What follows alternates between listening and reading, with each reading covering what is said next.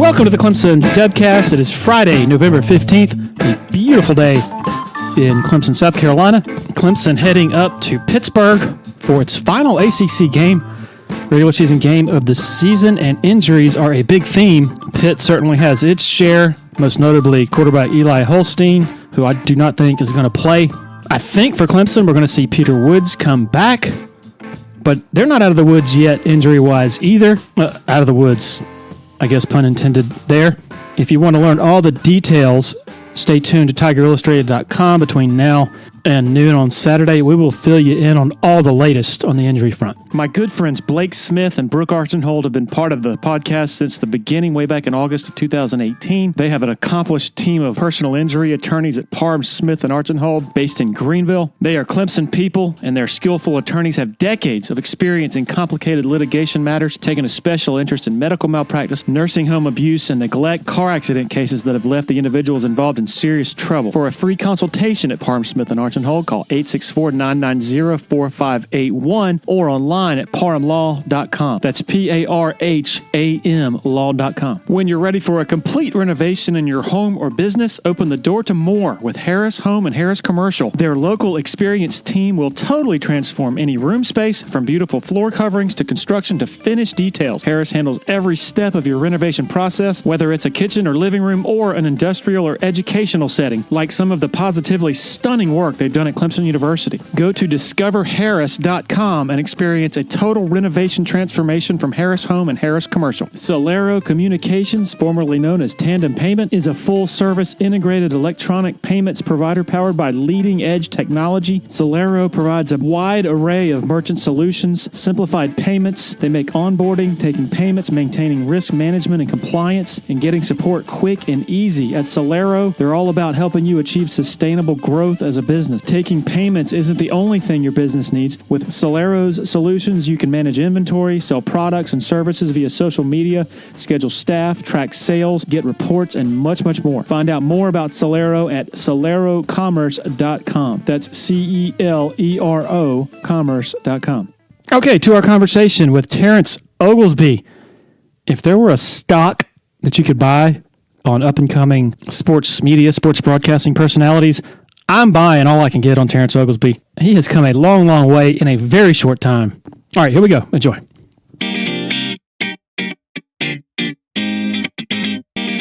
All right, joined by Terrence Oglesby, who has been on this podcast before, and I appreciate you coming back. How you doing? I'm doing well. We moved up a little closer to the airport, so I'm no longer in the city of Clemson. So it's been beneficial, but it's been busy, and I think all in all, things are going pretty well, and I've really enjoyed it so far. The pros to living in Greenville are obvious, closer to the airport. What are the cons of no longer being around this college town? I love the people in Clemson, and I didn't really have a huge community whenever we moved back, and I wasn't coaching. We were just kind of around. And, my kids started playing sports, and I became friends with some really, really good people. Brody Smith, Nima Fuzat, like Andy McElveen, all of those guys are just super nice people, and I developed a real sense of community. But I'm going to be honest with you, Larry, getting off a plane after a long day and you land at GSP at 11:45 or 12, then having to make that hour and 20-minute drive back, that became a lot. So I live about 10 minutes from the airport now. It's been easy on my life, but it's also, I do miss the people that are there, and everybody knows each other, which I think is a good part of living in a city like Clemson. I've been here for 20 years, and when we got here, my wife and I were both like, yeah, there's not a whole lot, it can be a little slow. We might spend 2 or 3 years here, then move somewhere more, active or cosmopolitan. But now, like if I have a dream about moving from here or no longer living here, it's kind of like a nightmare. Like I don't want to. I mean, I just can't really picture myself anywhere different. It's just a really great place to raise a family, and I'm sure you saw that too. It really is. It really is. And if it were closer to civilization, I actually, Larry, whenever we moved back, I thought I would do more with the university, and it just didn't turn out that way. and which is fine. I didn't come in really expecting a ton. I just thought, since I'm around, maybe I could help with this or that. And now it just wasn't the case. So we certainly fell in love with it. I really enjoyed it. It kind of gave me a second start, because I was coaching for a long time. And, my dad always said, sometimes it's okay to be bored, because if you're bored, like, you're going to come up with something to do. Just like teenage kids, if they're bored, they get in trouble. Well, adults, if you're bored, you find stuff that could be constructive. And for me, that was this whole media thing. I was bored, and I started kind of digging around and finding different things to do. And as a result, like, I really fell into something that I really love and enjoy. And while there isn't necessarily a ton of stuff to do in Clemson, it allowed me to be bored and then also develop a sense of community with a lot of those people. Now, we still keep up with everybody. Like, you and I will text every now and then. Brody and Nima and Andy, like, we'll exchange text messages, especially when Clemson's playing some sport. And then, it's one of those things, like, we still visit each other. Like, I'm back in Clemson at least 7-8 times a year, either going to games or calling games or going to football games. So I do miss that aspect, but the convenience of where I'm living now just far outweighs. And when I took the Hornets job, it reduced my trip from about 2 hours and 45 minutes to about $1.15, $1.20, depending on traffic. So I kind of needed to do it, and I didn't want to move all the way to Charlotte yet. All right, we're going to get into the present tense here shortly, but I want to dig into, for people who don't know, you mentioned you came here thinking you were going to be more involved with the university. You spent some time on Brad Brownell's coaching staff. Can you give just the timeline, just for people who don't know, when you came back, why you came back, what you envisioned, and maybe how that didn't totally materialize, I guess, as you were envisioning? I did. Well, when I thought that, I didn't have anything specific in mind. So I want to make sure that's clear. I was just like, well, I'm going to be around, so I'll just be around. And if something pops up, I could help. But I helped Brad from, it was the Sweet 16 year. Was that 26? Was that 16, 17? 18. That was 17, 18. So I helped with the Sweet 16 year in 17, 18. And then I helped the following year in 18, 19. And then at the end of 18, 19, I got a call to take an assistant coaching position up at Carson-Newman University, which is a Division II school in the South Atlantic Conference. My dad played at the school, and it was a good opportunity to have some juice and to be a coach. And we moved up there, and nothing went according to plan. I was so used to things getting done when you needed them done, and I'm not the most patient person, Larry. As I don't know if you know that, but I watch you tend to play. struggle. I watch you play basketball. Yeah. I'm just kidding. but if I need something done, I will go and do it. I'm not good at sending an email and hoping for a response in 3 days, especially with somebody right down the hall. So when I went to Carson-Newman, I rubbed a lot of people the wrong way, and I could see that I was wearing on people fairly quickly. And not that I was ever mean or rude. It's just I'm used to stuff getting done. So it wasn't a good fit. It was square peg, round hole. I went there, and then, obviously that coincided with my dad passing away August 11th, 2019. And when that happened, I hung around for a couple of more months. And then I had just so many things I had to try to take care of. I had to figure something else out because I wasn't happy. I was doing all these I was, running kids to class for guys that they didn't even want to help themselves. So why should I help them? So it drove me a little nuts there. And then I loaded them up, though, with a heck of a recruiting class. They ended up winning the league that following year, but I digress. It was not a good spot. So what ended up happening was I got out at Christmas, came back. We lived right outside of Knoxville at the time. And my wife and I were kind of going back and forth. I was actually looking at houses in Atlanta. And my uncle Terry said, well, why don't you move back to Clemson? Maybe you could just get involved there and just help out with the university or do something like that. I was like, yeah, that's a good idea. So my wife almost started crying because she fell in love with the place too.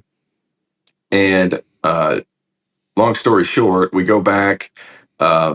Obviously, there's no room for somebody who doesn't have a job there. And even when it comes to basketball or when it comes to IPTE or anything like that, there was just nothing available, and that's fine. So I was allowed to be bored, and then I started, a little show that I did with Faxon Childress. Ironically enough, I like to say that I really helped Faxon, find his footing. But he would come on and be my co-pilot for a show, and we did that for a little while, and one thing led to another, and then when I ended up back in Clemson, we really enjoyed our time. But whenever the travel started to get to be so much, it didn't make sense. So I'm glad that we were able to find a house up here. So we moved up here, and then, everything kind of falls into each other. Hornets comes up. I take that job. I start getting more and more with ESPN and Fox, and I have to travel more and more. So everything turned out for the best when we came up. But we still hold all those relationships. My wife still has a couple of horses down in Pendleton. So we're back down there all the time. Was it a gradual thing that made you come to the revelation, broadcasting, or was it like a sort of a snap of the finger eureka moment that struck you in one instant? So weirdly enough, when I was a freshman, or I was going into my freshman summer, right when everybody moves on campus, and we were all kind of going around. And I told my dad, and my dad's like, "Would you like to coach?" And at that time of my life, now keep in mind I was 19, I was like, God, no, I don't want to coach. I was like, but I love basketball. I want to be around it. So my next two thoughts were front office or, doing games. And then I thought about the potential of doing basketball games and being talked about, doing games. And it really fired me up. So whenever I was a freshman in college, that's when I knew I kind of wanted to do it. And then whenever I came back from playing, I realized that I had been out of the consciousness of people for a long time. So I was like, I need to get back and I need to coach in order to kind of get my feet wet, get back into these things, because I'm not sure people are going to remember who I was. And it kind of worked out that way, because my first year back, we had to do the Charleston Classic, and Clemson football had to go somewhere, and they needed somebody to do the radio. And I was like, yeah, of course I'll do it. Well, that led into another thing, and it was just so much fun, and it completely captivated me. Like, whether it was going to break, had the timing of getting out and working with somebody, there's a teamwork aspect. It's always moving and fluctuating, and you always have to adapt. And if I have to sit and do the same thing over and over and over, it wouldn't have been good for me. But the evolving nature of every single game is something that I really enjoyed. And that kind of gave me a little hint, like, man, I'd love to do the radio with Clemson if they'd have me. Well, Beret does that. So obviously I'm not going to do that. But whenever I came back, like, I was able to, and I'm just rambling. This is a terrible answer for a very short question. I came back, and Bert Epting, who was down at Anderson as the AD, is still the AD there. He was the academic. He was one of the academic people at Vickery Hall, or what was once Vickery Hall. And we talked, and he let me do play-by-play down at Anderson. So I was able to kind of develop things and kind of learn that, man, this is awesome. I really enjoy this. Pronunciations can be difficult, but outside of that, like, I really enjoy this, and I really feel like I know what I'm capable of. And I feel like if I get going and I meet the right person or two, this could go quickly. And fortunately enough, like, that's kind of how this works. We're talking like just a period of like 3 years? Yeah, I've only been doing it for 3 years, which is insane. For a guy that averaged 14 points a game one season, I mean, I think it was like 12 points my freshman year, 14 my sophomore year, and then disappear, and then be able to kind of regain footing. I've been very lucky, and I've been very fortunate to meet the right people. What was the biggest challenge early on? Like if you were to look back at your first 6 months doing it, and you say, "Oh, I know that now." That's obvious to you now. Is it keeping things concise in being a color guy? Popping in and popping out. What would that be? The most difficult thing for me. Are you talking about just strictly on the broadcast or off the broadcast? Let's do both. Okay, off the broadcast is just understanding, like, how this thing works, like, and how ESPN Plus operates, to where everybody has their own system. So everybody, like, I had to convince Bob Ritchie to let me do one game, and I was battling some other guy from Asheville to get these games, and I ended up finally, they gave me one game. I think it was like a women's game. It was Furman and BMI or something, and it wasn't very well played. But you have to feign excitement, and you have to be able to try to do all these things to help yourself stand out above the rest. And then just understanding like, hey, Rick Bagby's a great guy. I'd love to be able to do a Clemson game, but I also have to understand like ACC Network takes the majority of those games outside of like St. Francis. And I was trying to get into it a little bit late in the season with them. So there were no opportunities except for Clemson versus Charleston women. That was when Amanda Butler was at the very beginning. I think it was her second season, and neither team was going to be very good.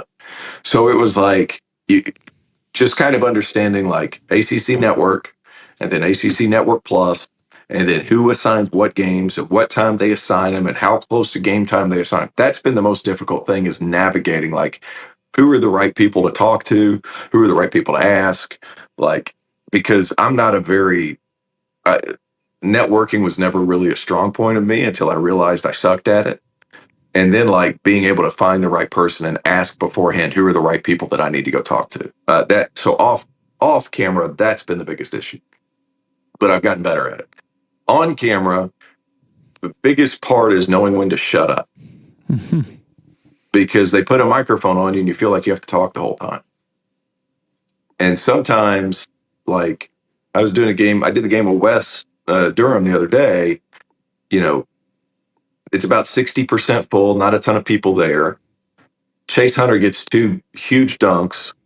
There's sound from the student section right behind us. Do I want to jump out of my chair and like, he hammered it home and did all that stuff? Yeah, but at the same time, I have to let the picture on the screen tell the story. And right now the picture's saying that the students are going crazy. I have to let them use that sound. Mm-hmm.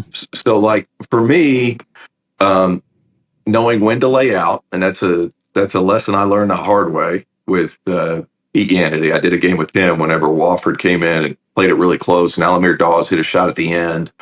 And really, I should have said nothing. I should have been quiet, let it go. The students were crazy. It would have been fun. And instead, I go nuts, and I completely take the shine away from Yanity, not knowing that that's unprofessional. But my excitement got me. So learning when to be quiet, because Larry, as a player, I always prepared as hard as anybody you've ever met. As an analyst, I like to do the same thing. So I don't worry about the preparation, and the words a lot of times come naturally because I'm already prepared. It's, hey man, let the game happen. Shut up. Let the game happen. Make it about the players. It's not about you. That's the hardest part. So did Pete say something to you? Like, how did you learn? No, I found out from a friend of mine. So Pete, he's been going for so long, he's seen everything, that like I sent the clip over thinking it was a good clip. And I sent it over to one of my best friends in the business. His name's John Fanta. Have you heard of John Fanta? I don't believe so. Okay, so I'll send John Fanta over to you. And John is a tremendous worker. He's the voice of college hoops for Fox, in my opinion. He does all their online stuff. And they just announced that he's going to be one of the main features for NBC in their Big East coverage coming up. So I sent it over to him. I'm like, John, look at this. He goes, I love it. We need to talk about it, though. I said, okay, that's fine. And he was like, look, he said, I love your enthusiasm. It shows that you really enjoy what you're watching. He said, but you also need to be careful because inside of about 20 seconds, that's the play-by-plays guy. That's his time. You need to stay out of the way. And another thing is when you have a game-winning shot or there's a late shot at the end of the game that puts you up by 2 or 3, the crowd's going nuts. The energy's in the crowd. The energy's not going to be just with you. And I was like, I understand that. So that was kind of my biggest thing. Now, I never talked to Pete about that. And even if I did, I know Pete would be like, oh, you were just excited. It was great. Great television. And that's how Pete is. Pete's just a good person. But like for John, it was a little bit like, hey, man, your energy transcends throughout the game. Sometimes you need to let it go because sometimes guys can get carried away and ruin the moment because they take away from the atmosphere that is the game. And I'm not going to be specific about certain things, but like, Dickie V is great with energy. Sometimes somebody hits a game-winning shot and he's there. Dickie V's on that call where it could just as easily be, hey, the fans are nuts right now. Quick scream, emotion, super fun. See the emotion of the players, the coaches, everything, and let it turn and let it burn there for a second, and then you attack it. Right. So that's kind of been the biggest thing. And I'm endlessly appreciative for John Fanta telling me, because that's just something I wouldn't have known. You know what? As a novice, of course, outside looking in, my two pet peeves of broadcasting, they mainly involve play-by-play, but it's a radio guy, play-by-play guy, who calls it like he's on TV, not painting a picture. Yeah. Or it's a TV guy who calls it like he's on radio, and it's like too much, Yes. the stuff that people can see. So why are you calling it, why are you calling it like it's on radio? Yeah. Yeah, exactly. And that's an adjustment too. That was a big adjustment for me because I'd only done radio. So like also just knowing your timing, when to get in, when to get out. And then, there's a guy named Steve Shear who is a television legend, but he's one of the best producers of all time. He says that too. He's like, hey man, you need to shut up. He still tells me to shut up. I'll be doing a game and I'll get a text message 15 and a half minutes to go in the first half. He said, you're talking too much. And he just sends it to me all the time. So it's like, that's a hard one. That's a really hard one because, they're very different disciplines. From my point of view, I've done play-by-play. I did play-by-play for a girls' game and just did my best. Bagby gave it to me because they were in a crunch. He said, I need you right now. I said, of course. So I jumped over there and did one game, and it went fine. But it's hard as an analyst when you're doing radio because you have to get in and get out, especially in basketball. Football, you can carry on because there's time in between plays. Basketball, you better get in and get out or else you're in trouble, because then the listener's not going to be able to hear what's happening. So what I learned with radio is I can get words in until the ball crosses half court. That's radio. And then another time for me to shine was free throw line. Somebody's at the free throw line, then I can explain what's been happening, the vibe of the game, how that's going, and then Chase Hunter makes his first free throw and then continue my thought. I can say that. Whereas in TV, I can be very descriptive and go back to replay whenever there's a foul call or something like that. It makes it easier. So you can be a little bit more long-winded in television, but at the same time, it's something that I've loved to try to get better at. And I've been doing it for 3 years. I feel like I'm pretty good at it, Larry, but it's something that I'm continuously trying to improve on. And to be quite honest, I was really disappointed in how I did the other day whenever Clemson played Eastern Kentucky, because I just didn't feel like I had it all the way. And there were some extenuating circumstances, but that was a tough game for me. Mark Jones of ESPN, I'm sure he's a good guy. I've never met Mark. He obviously is doing something right if he's at the status that he is. But just personally, he drives me freaking batty with the big words. Oh, really? Oh, you're not familiar with his shtick? Yeah. Oh. He's in his bag like fries at the bottom. Oh yeah, he called the football game at Virginia Tech last week, and he says such and such is fastidious and assiduous in his approach, and he said something that was deleterious, and I'm just like, come on, man! I mean, you're not your audience is not C-SPAN or Masterpiece Theater. We're talking sports fans here, dude. What are your thoughts on that whole thing? On trying to use big words? Yeah. If I can't spell them, I try not to use them. How's that? That's good. Look, there's a time and place for everything. You got to mix it up some. I think the biggest part is, maybe not pertaining just to that, just the big words, but also like understanding your audience in terms of, hey, everybody's not going to understand basketball at the same level you are, or everybody like being able to play it. Like I try to call basketball games at a 6th grade level and then pepper in some college level stuff. That's hard to do. It is hard to do, but perfect example. We came back from break and Clemson, I don't know if people have noticed this, but they've played faster this year on offense. Brad's like feeling them out, letting them go a little bit. but they always cross the floor. The ball handler either passes it across the floor or he dribbles across the floor. And that's turn 1. And usually if Clemson gets to turn 2 or turn 3, meaning it changes sides of the floor, they're moving the defense. And so it's basically loosening up the joints a little bit to where you can attack. But coming back and being able to pepper in that kind of commentary, it's very difficult unless you have visual aid to do that. So coming back from a timeout the other day, Eastern Kentucky had a big 7-footer. Clemson got a mismatch with Locken. So as a result, the 7-footer sits in the paint and plays behind while the guard stays in front of Locken. So he's effectively getting sandwiched. Well, it takes an older veteran player to see that happening because freshmen only look at the person in front of them. Seniors look at the people behind the guy guarding him. So Chase being able to recognize this, it takes some explanation. So something like a replay like that helps me be able to show the audience, like, this isn't grassroots level stuff, but I'm also giving a visual aid for people who don't understand it as clearly, if that makes sense.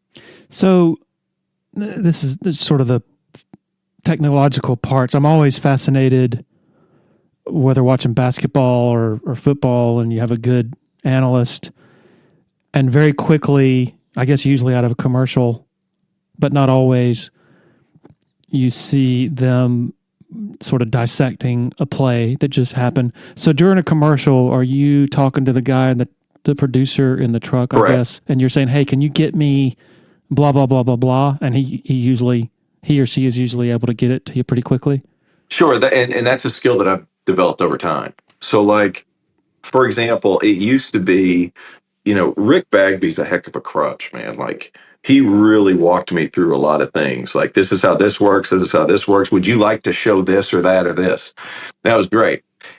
And when I first started, now, excuse me, now when something happens, I immediately hit my button just to talk back to the producer. I'd be like, save that clip. We might be able to come back to break from it. And then I'll go back to just calling the game. He'll hear that. They'll save that replay and we'll keep things moving forward. So when we go to break, we usually have about 2.5 minutes to talk our way through it. We didn't have a teleprompter, but Bagby did have a teleprompter in the back. So I could be like, hey, highlight this guy whenever he gets to this point.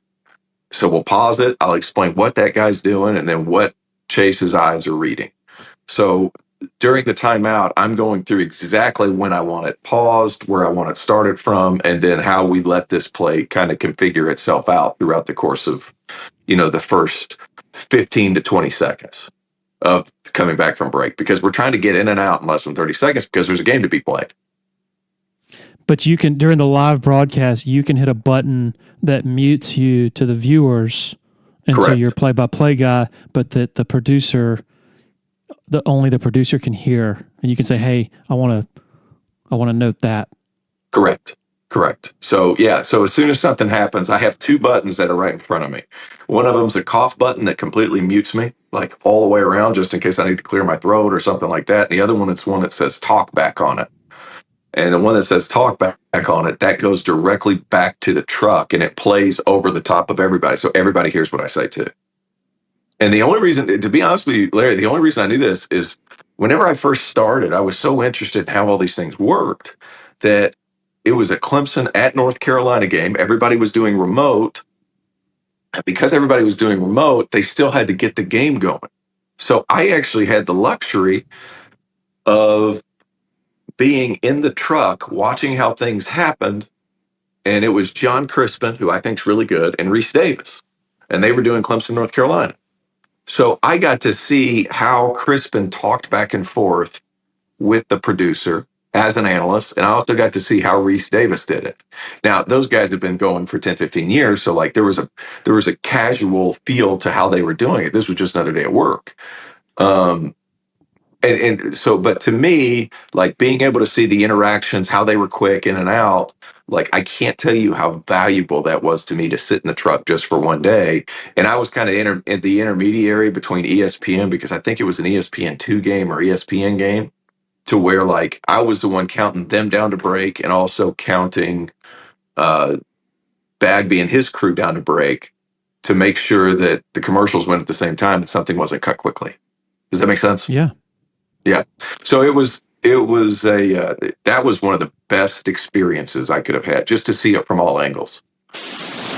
Hey, golfers in the Clemson, Seneca area and upstate, I'm longtime friends with the folks who run Lighthouse Restaurant on Kiowee, and they've come up with a splendid new idea, the Lighthouse Kiowee Sip and Swing, a freestanding golf simulator and sports bar and grill. So not only do they have the great main restaurant, the lake favorite dockside cabana, now you can go get your golf game on inside Sip and Swing, which also has full bar and limited food menu, 4 golf bays, and it's all powered by the Golf Zone indoor golf simulator, 14 TVs to watch games from the deck, the bar, and the golf bays. Also, special offer just for podcast listeners, 50% off simulator bay rental for 1 hour, 1.5 hours, or 2 hours for first-time booking. If you go to lighthousekiowee.com or call 864-985-9523 and use the promo code Dubcast50. That's a great deal and a great idea from the Lighthouse at Kiowee, folks. Upstate foodies, want to take a moment to talk to you about our favorite taco spot, Willie Taco. 5 locations across the upstate. This award-winning team has been serving up fresh taco fusion for a solid decade now. The chefs at Willie Taco utilize the freshest, most creative, and sometimes unexpected ingredients in their kitchens. Come see why Southern Living, Garden and Gun, and Food and Wine Magazine are raving about Willie Taco and their signature offerings, such as their Southern Tide, crispy avocado, Nashville hot chicken tacos, literally flavors you will not find anywhere else, folks. And don't forget about the cocktails, super fresh margaritas, ice cold cerveza, and over 80 tequilas served up daily from behind the bar. So don't wait, folks. Your Willie Taco Familia is ready to serve you up their twist on funky, fresh fusion. It's the Willie way.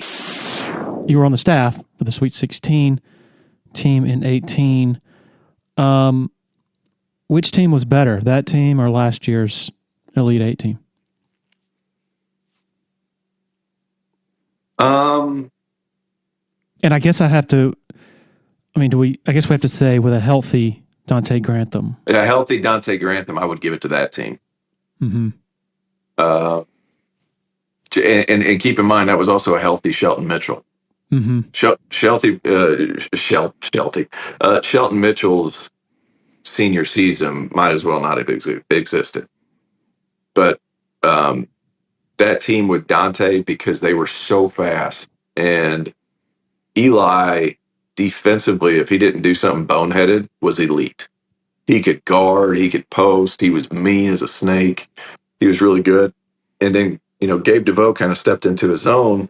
People forget, Gabe was 6'4", 215, 220 pounds. He was a monster. So if you go position by position, it's close. If that team, I think they lost to Kansas in the Sweet 16 because I called that game with Munson and Milstead, M&M, if you will. That team beats Kansas with Dante. Mm-hmm. Because Dante was he was such a connective piece and an orchestrator, and he could lead the break because he was basically a big point guard. And they were just really, really good with him there. When he went down, the matchups were good.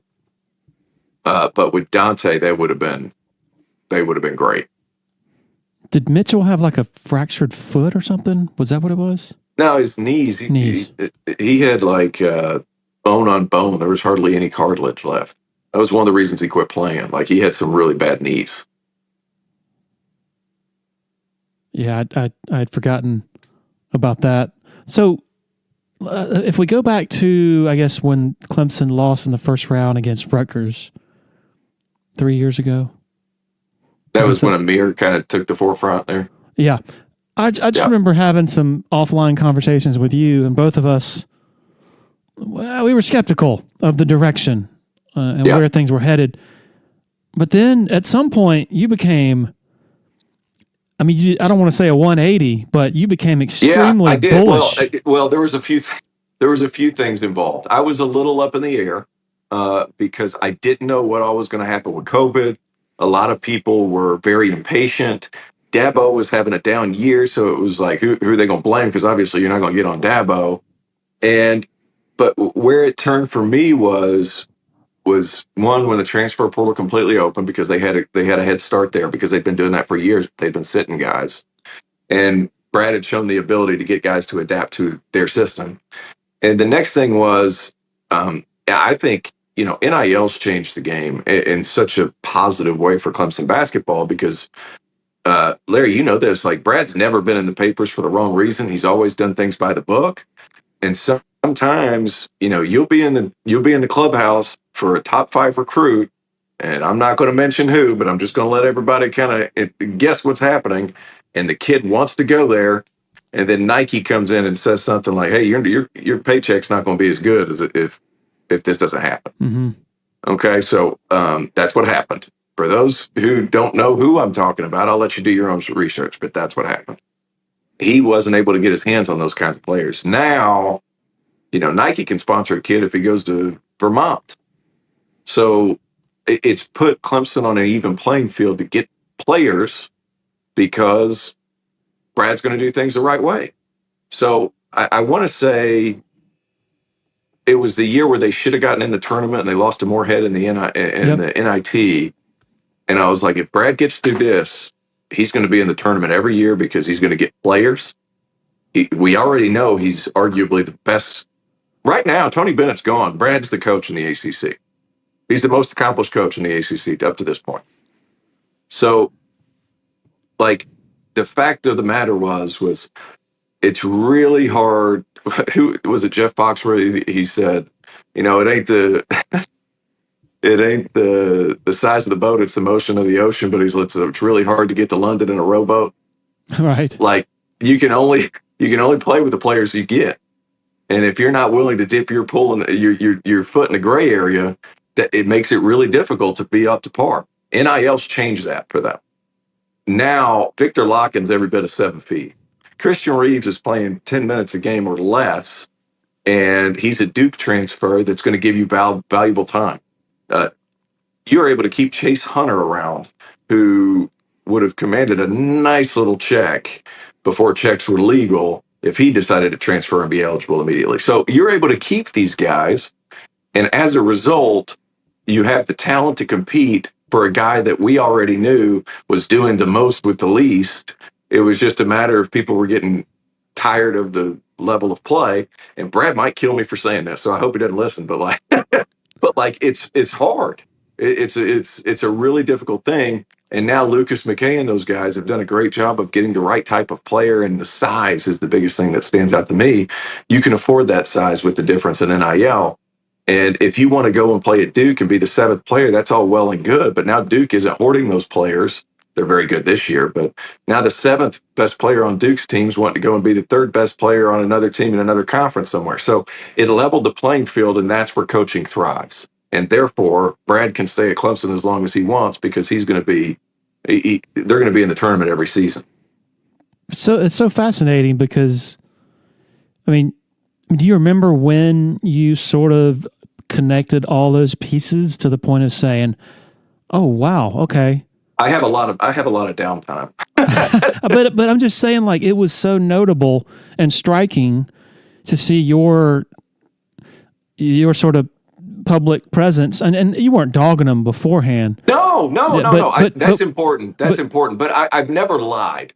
No. But what I'm saying is, I think privately we can say honestly and fairly, you had some questions. I had some questions that you and I both talked about around that time period that they lost to Rutgers in the first round. And I just remember, and I don't even remember talking to you about your sort of turnaround and sort of what you thought. Yeah. So I'm fascinated by it. My questions had more to do not with the fact that I thought Brad was a great coach, because I've always thought that. So I want to make that clear. I always thought he was a great coach. My questions had more to do with the patience of the community around. Mm-hmm. I always knew. I worked for Brad. You want to talk about attention to detail? My God, it's second to none. My questions had more to do with the community around the basketball team, because I always knew he would have them competing. It's just, did he have the players to have them competing at a tournament entry level? And now I think that's going to happen consistently.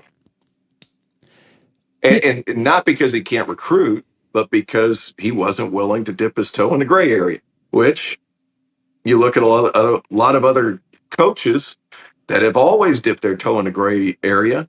And now those coaches are at different jobs and they're not doing as well as they once were. So I'll let you deduce who I'm talking about there. One of them's in Arkansas.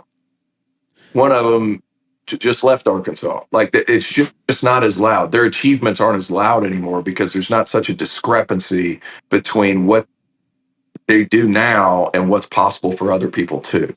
It's not a gray area anymore.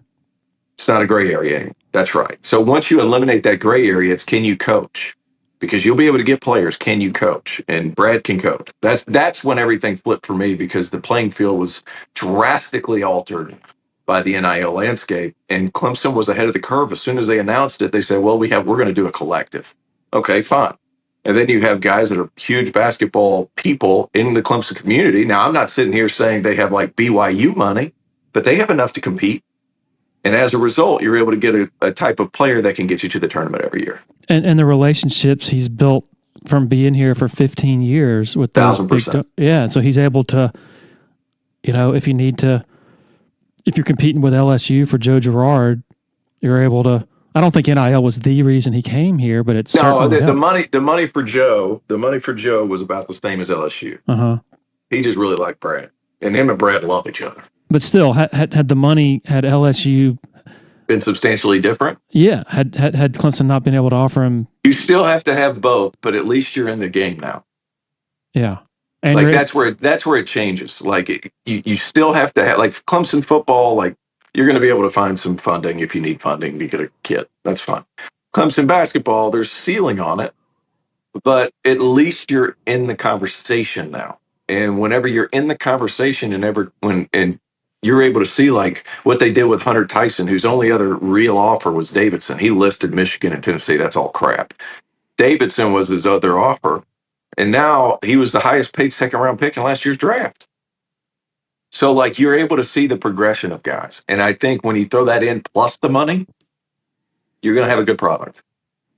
And you're able to give P.J. Hall last year basically the equivalent of what a two-way NBA contract would have been. 100%. And that's also keeping guys in, because Chase Hunter would have been in that two-way conversation. Yeah. So it was interesting watching the broadcast on Tuesday. I thought you did great, by the way. I was horrendous. No, you weren't. I've never. I had some.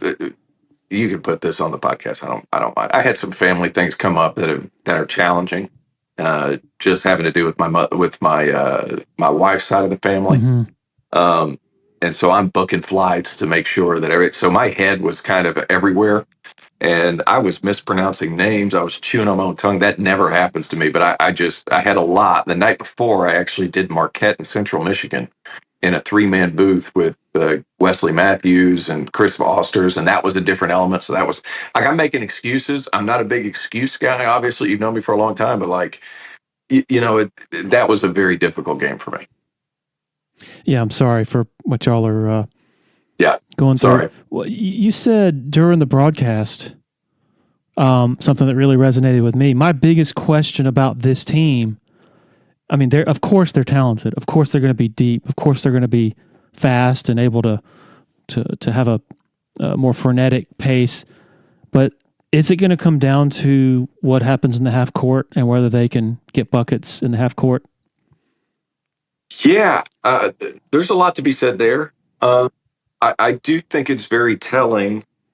You have Jaden Zachary, who's the defensive performance he put on Blant the other day was just so impressive over the last 6 or so minutes. Like, he cut the water off, man. And that is so hard to do. When a guy's feeling himself and then you're able to cut the water off, like, that is incredible. I thought he was awesome. When it comes to, they're out in the passing lanes a little bit more. He's putting up with a little bit more gambling on the defensive end of the floor, where the last few years with PJ and Joe Girard, they were very position-based. And it's because you want to steal 6 to 8 points in transition off a steal. That's why you do it. And it's not like Clemson's been playing in the 90s. So, I do think it's going to come down to that a little bit. I also feel like when we get to conference play, they're going to tighten it a little bit after that first 6 or 7 seconds of the shot clock. They're going to tighten it up, and they're going to try to manufacture some shots. But it will come down to that in some games, yeah. So what do you think? Well, what is the ceiling for this team, if fans have watched it so far and said, "Oh yeah, this team could duplicate last year's NCAA run," are you saying, "Chill out, that's crazy"? No. I do think it's a tournament team.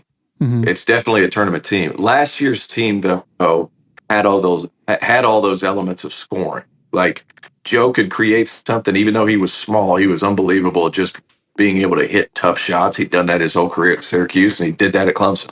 You could always get the ball to PJ, and everybody take a deep breath. You had and when I mean that, I coined this term. It's called a settle down guy. I think Cam Hildreth at Wake Forest is that for them this year. I think he's awesome. Last year, it was like if PJ got the ball, everybody took a deep breath. Like even when Chase wasn't playing well. So like you could throw it to PJ and everybody settled down. Chase has to be that guy for this team this year. Are you going to have enough perimeter scoring? Chase is going to give you 14. Like what's Jaden Zachary going to give you nightly? Chauncey Wiggins, we just kind of keep waiting and waiting and waiting. If potential turned into production, he's an All-American, but it just hasn't. So I do think that defensively they have the ability because they have that length, especially at the 3, 4, 5. And I think Jaden Zachary plays much bigger than he is because he's so strong. And, Chase, I think, is a really good defender. Offensively, it's going to come down to where do you get your shots from with consistency. And Chase is having to shoot some deep ones. Now, he's hitting them, but he's shooting them from deep. It seems like Chauncey, he just wants to shoot. He's wired to just be a shooter. I think he's more wired just to be kind of passive. Mm. I don't, I've even talked to Brad about this, and it's like, God, if he just realizes, like, he's got a chance just because he's 6'10" and can shoot, like, if he just attacked the rim with any type of certainty, like, he's going to be able to finish over most people, even in conference play. So it's just a matter of, like, is he going to be able to take that next step in terms of toughness and assertiveness more than anything else? I think that's the key word, assertiveness. And we're not meaning assertiveness like post up and turn around and shoot a fadeaway over the top of people, because he's going to be able to get that shot every time down. It's the assertiveness of, hey, man, I can get all the way to the rim, and I can still use my length to get up there and maybe even dunk one or two. If we're able to see that start to happen, completely changes the game for him, because people are going to have to respect those other parts of the game. That's the X factor, right, this year? I used to think so, yes, but if Victor Locken keeps playing well, like, he could be that guy. I think I have a lot of respect for his game. I think he's really, really good. I mean, he, just over the last week, like, I watched him in the first game, and the difference from then to Tuesday night was dramatic. Sure. With how fluid he looked and comfortable he looked. Yeah, I had him a couple years ago at Cincinnati. It was Cincinnati, UCF, and UCF had a pro at his position who's now with the Utah Jazz, just broke his leg. I can't remember his name right off the top. Taylor Hendricks. And Victor played great. He's just lengthy. He was out in the passing lanes. He was a little lighter at that time, but he probably needs to be a little bit bigger in the ACC, because there's some real bruisers. When UCF was there, I want to say they were either in the American, I think they were in the American or the A-10, I can't remember. Probably American because they have football. And yeah, it was American. So he was a little lighter then, but I really think he has the capability to have a big season and, go play for CSKA Moscow or whoever next. Could they get the same high-low thing going between him and Shefflin that they could? Man, they just don't even look at Sheff down there. He had 4 or 5 buckets. It could have easily, against Eastern Kentucky, he could have easily had 9 or 10.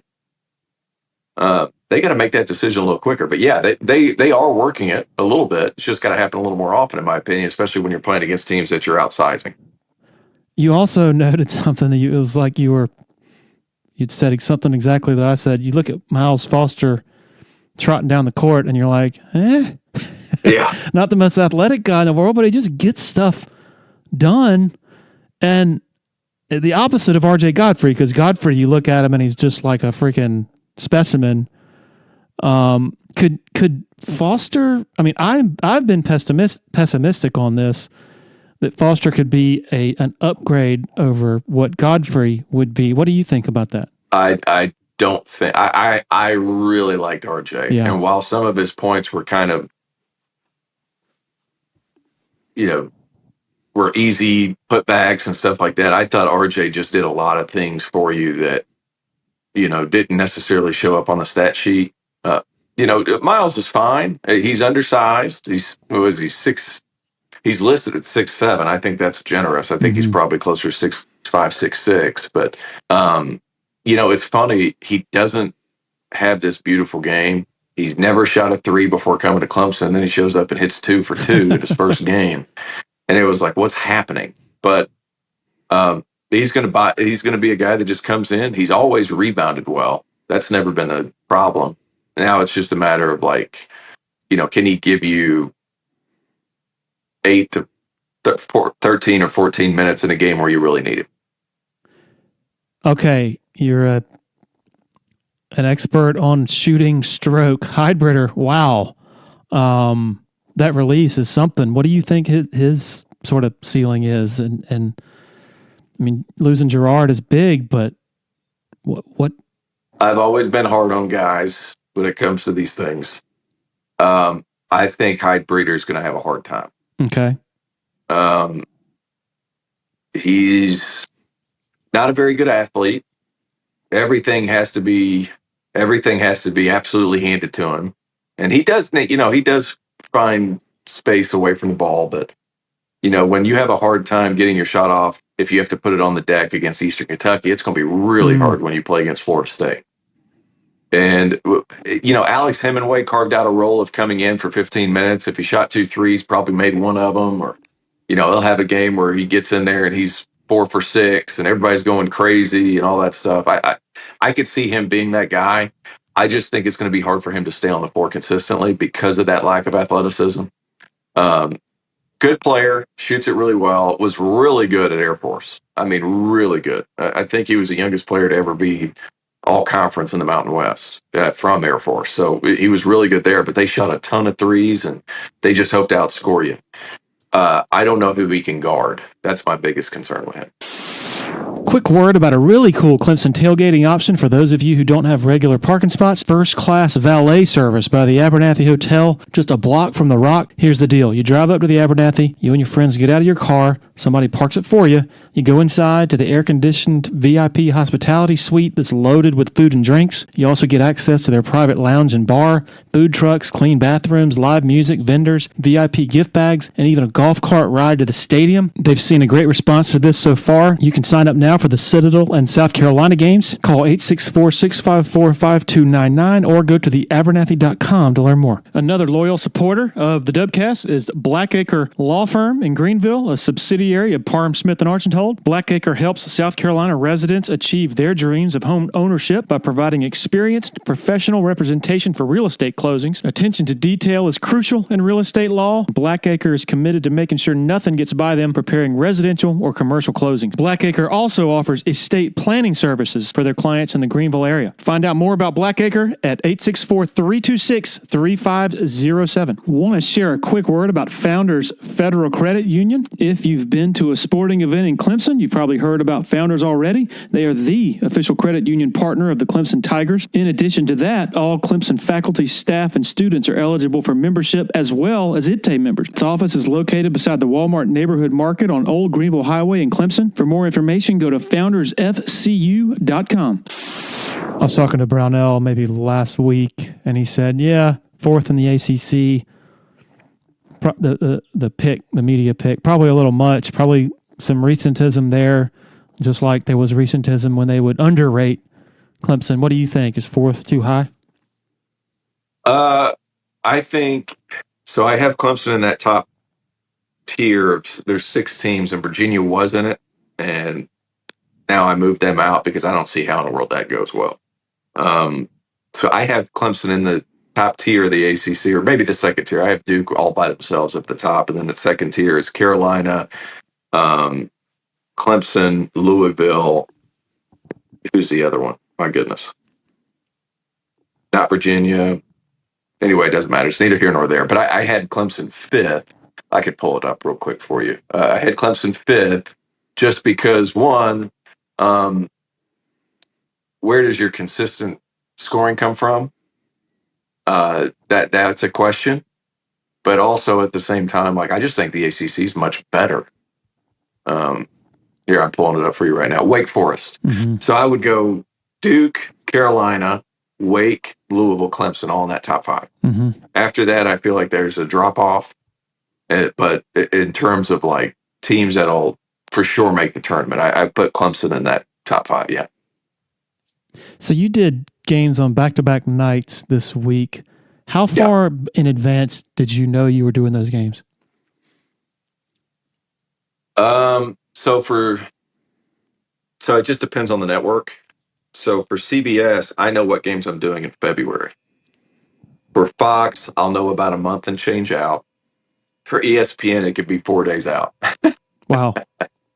So, well, if you think about just the sheer volume, CBS, they have games, but it's not a ton of them unless it's CBS Sports Network. So CBS Sports Network, the conferences assign the games.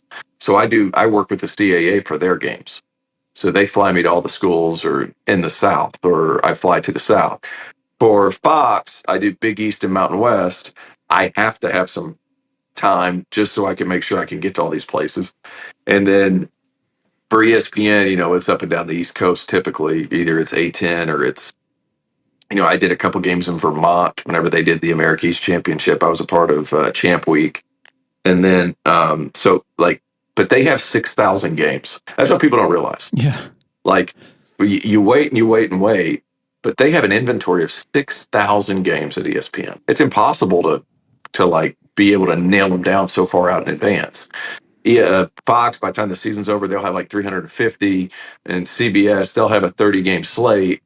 A conference will have a 30-game slate, and then they give it off to the people doing the conference. So that's kind of why it works that way. It's still maddening sometimes, but that's why it works that way. Who handles your booking flights, hotels, all that stuff? I do everything. And sending out invoices can be tough because I have to make sure I send them to the right person. Yeah. Like that part can be tough. There's a different company to book your travel through for each network. And then it just kind of depends from person to person to person. All right. So where were you Monday night again? Marquette, the game for Shaka. All right. So when did you travel there? The day before, Sunday? So I got to Marquette the day before. I flew in. I took my time and made sure I got all my notes for that game. And that was different because that was a 3-man booth, which aren't all that common anymore outside of the NCAA tournament. They're not all that easy either. Yeah. So I flew in this Sunday. I landed in Milwaukee at like 3:00. It was already getting dark. And then basically I grabbed dinner and then just worked the entire night. Went to shoot around at noon and 3, but also had to do a couple of podcasts before that for Build 68 and did the game that night. Went to bed, woke up, took an 11 a.m. flight to Atlanta, landed, got a 30-minute layover, got straight to GSP, went home, changed, went straight down to Clemson. And that's on top of having to book flights back to Sweden for Christmas and everything else that was going on. So those can get kind of hairy, but nothing really difficult about it. All right. So when did you prep for Clemson and Eastern Kentucky? So I start a couple of weeks out, typically, just getting my general notes. And then I have a thing. I work with Fast Model Sports. They put all the information as far as stats are concerned already in, so they happen automatically. And then I'll be able to get storylines in one part of my sheet, and then I'll be able to get a scouting report in one part of my sheet, and then as other places to write stuff down during things. So that's when I'll do my prep. Is the sheet that you come up with, did somebody teach you how to do that, or is that something everybody just does sort of what on his or her own, just whatever makes you feel comfortable? So I work with, I met the guys at Fast Model Sports. I was in Serbia a couple of years ago. It's weird how this all comes together. I was in Serbia a couple of years ago going to a coaching clinic. I was invited by an agency to come out there, and I was already out because we were visiting family. And they were like, yeah, maybe that's something we could do. We could kind of dive into the media world and sell some more subscriptions. I'm like, yeah, that's fine. I don't mind plugging. So any of these things I put out online, I use Fast Scout. Like I did a, preseason ACC, SEC, Big Ten, Big 12, and Mountain West, and I put them all out. And I use that software because it automates a lot of those things, and then I can go in and adapt and change things. So it was a trial and error process. I started out with something significantly different than I had prior, but it's this has made it easier. It's quicker. I know where to get the information. I can do the whole thing without printing out any papers. How do you know when you've done enough homework, and how often maybe you just don't have the time? Do you go into a game saying, damn, I'm not as prepared as I want to be?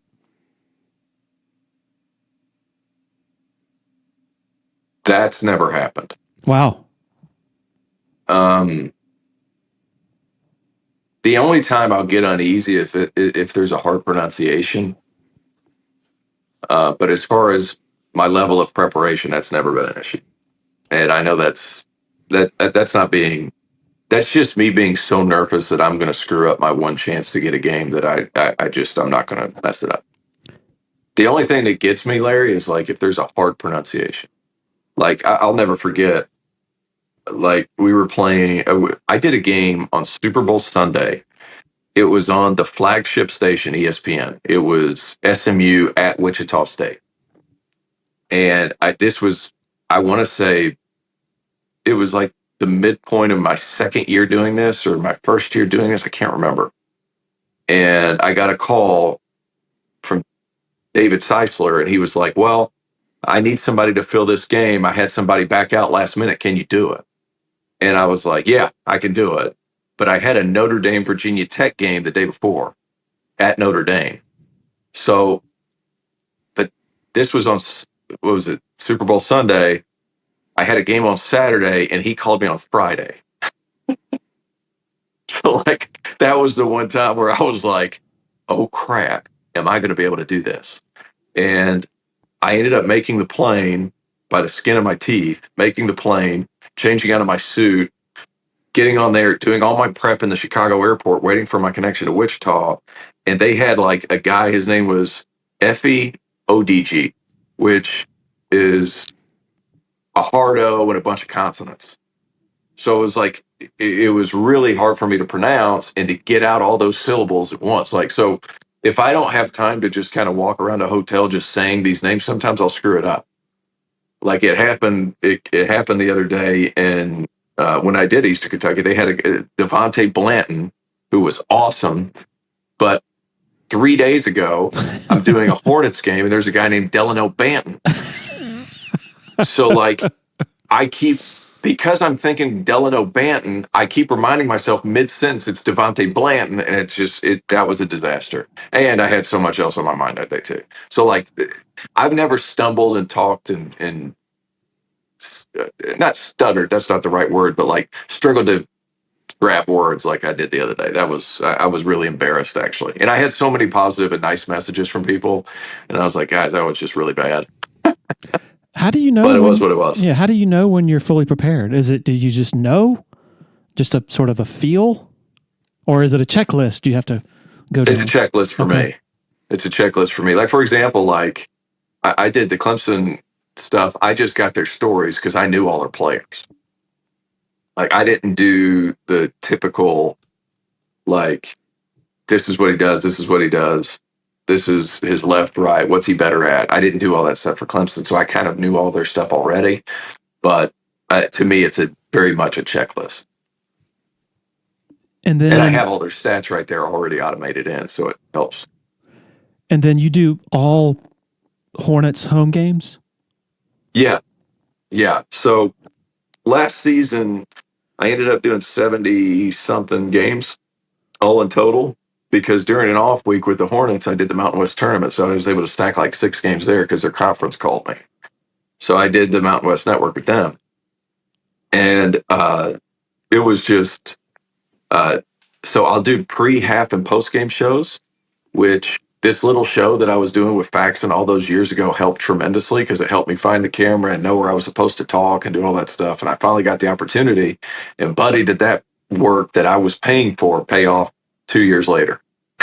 So it's that's fun. It's the easiest job ever because I'm on camera probably a grand total of 25 minutes. And the rest of the time I'm just watching a game and most of the time eating a sandwich. So it's like I go over there, break down pre-post, and let's say we'll do pre-game. That'll be 30 minutes before tip. I'll do halftime. That'll basically be 1 3-minute segment, a bunch of commercials, another 1.5-minute segment, a bunch of commercials, and then they take the third segment back on the floor with Dell Curry and Eric Collins. So they'll do that, and then they throw it to me between the third and fourth quarter what the Hornets should look to do in the fourth in order to get it going, and then we'll do post-game. We'll interview a player if they win. We'll listen to coach and the player and the coach, obviously, afterwards in his press conference, and then we'll be done. So, and then I drive straight home after that. All right. I'm sure, just as you did when you were a player in your current broadcasting role, you're aspiring to get to a certain level. Can you articulate, like, let's say, in a perfect world, 3 or 4 years from now, what does that look like for you? Is it less work, higher profile games? What does it look like? I have something in mind. What I really want to happen isn't attainable for the next 10 years. What I think could happen over the next 3 to 4, higher profile games, one. I'd like to do some studio work for college for a network somewhere. Obviously, the obvious answer, Larry, is like, ACC guy, grew up in SEC country. Like, the obvious answer there is ESPN. Mm-hmm. But I've gotten more play a lot of times with Fox because the coaches in the Big East Conference love me, and the fans of the Mountain West have really taken a liking to me because I enjoy the league. So that's with Fox. And then with CBS, they do the tournament and all those things. So I think higher profile games, some studio work for college, and I'd like to be on some main networks as opposed to just conference dependent channels. And then the 10-year, you don't want to talk about? Probably. No, I'm not going to share that one because I keep that one to me. Okay. The last time I saw you, I think, was at Top Golf over the summer, and it was a couple of days before the finals between the Celtics and the Mavs. And I said, "Man, you really think the Celtics can hang with the Mavs and all their scoring?" And you go, "Yeah, Larry, the Celtics are gonna lock them down defensively." And I'm like, "Really?" And I'll be darned. Yeah, exactly what you said happened. Yeah, the Celtics are just otherworldly. People remember Brad Stevens as a coach. What he's done as a GM there is like Hall of Fame level. Think about some of the trades they've made for Drew Holiday. They brought Al Horford back, who's significantly older than me, but like just a perfect piece. They were able to just steal Kristaps Porzingis for nothing. Like Derek White, who was a Division II player until his senior year in college, transfers up. They grab him from the Spurs for basically nothing. So they've got, a starting lineup of 5 guys who could make an all-star game or have made an all-star game. Well, Terrence, I'm sure you got better things to do than sit on the phone talking to me, but I'm not saying this to flatter you. I think you do a tremendous job, and the sky is the limit for you, man, and I just can't wait to see what the future holds for you. Well, I appreciate it. I got to get some other fish to bite too, so we'll see. I got the Larry Williams fish. I got to get some of the decision-making fish up at whatever network to be able to figure that one out too. So we're plugging away. All I can do is all I can do. So as long as I do my end, hopefully good things happen. And I appreciate you saying that.